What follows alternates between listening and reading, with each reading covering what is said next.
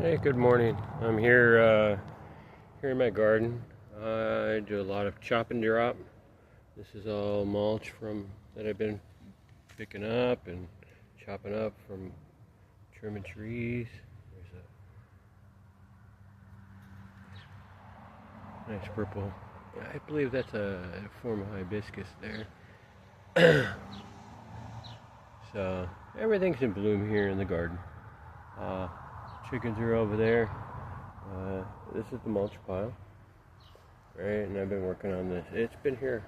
I've been mulching almost like 10 years. I used to get a lot of mulch inputs from outside.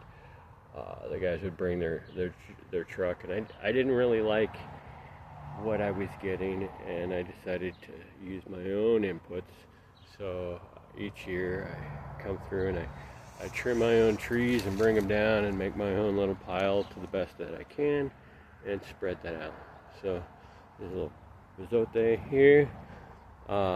So this pomegranate here is a very old tree. It was kind of overgrown, too big for the space, and I've brought it down, and it's at about a 4-foot height to the main stems. And I usually try to trim my trees, like do the tops. The fruit finishes around Thanksgiving. You're supposed to give it like 90 days. That ends up being around Valentine's Day each year. So that's when I'm trimming, doing the major trimming on the pomegranates. And so this one here, I've been working underneath, getting all the suckers and everything out. It started out, it was looking like this. These two have about 8-foot space between them, which seems to be really good. I'm hoping for a lot of fruit this year, because I think this is the proper way to do it, to keep the fruit manageable, keep the tree manageable, bring it down. Right, so I got draining, I've been chopping, pulling them off and just spreading them around. Let me stand up. And right, you can kind of see what's going on here. All this mulch, right, that's piled up. I take my chainsaw, work through that, break it down, right, and then the chickens had been in this area over here. They've cleared it, and the chicken box was right about there. So that's all got a lot of chicken manure. It's really hot, so I'm gonna let that rest, and then that'll be good for like next year, right? This has been resting. This will be, this is great stuff.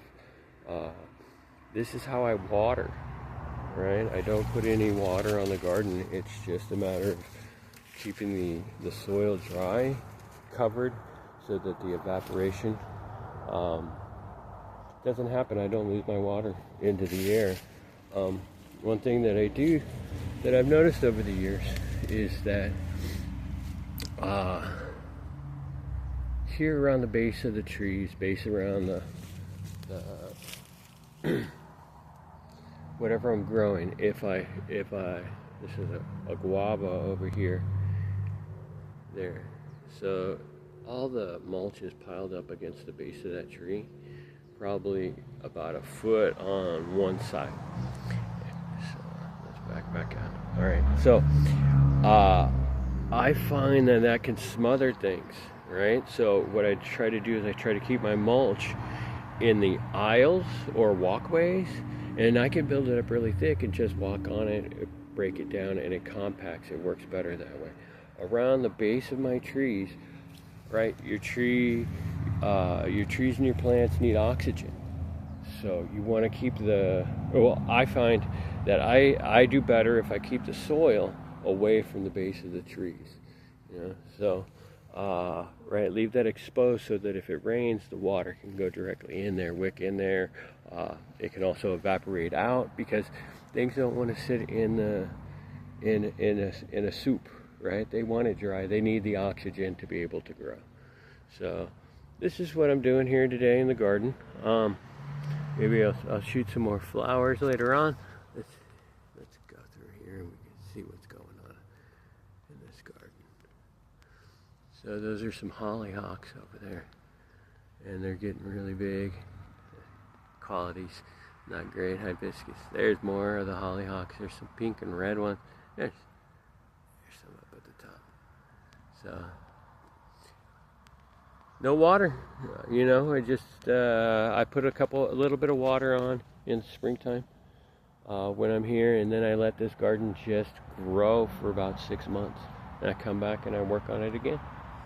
So this is my chop and drop garden, let it go natural kind of a thing, and I just chop the top off of it and put it back down into the soil and grow soil. So that's what's going on. I got this pomegranate here that I need to trim, and then things are about done. All right, have a good one.